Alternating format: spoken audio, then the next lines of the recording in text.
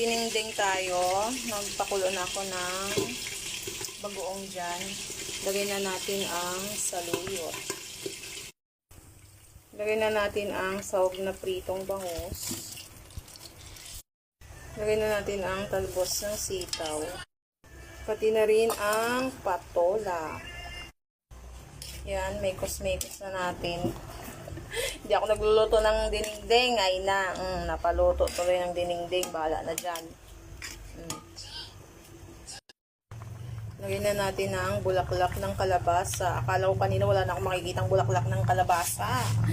Wala sanang saysay itong ating dinengdeng kung wala ito. Diba? Sarap ng bulaklak ng kalabasa. Naluton ay ito'y dinengdeng na namikos-mikos. Hindi ko alam kung anong resulta. Sana masarap.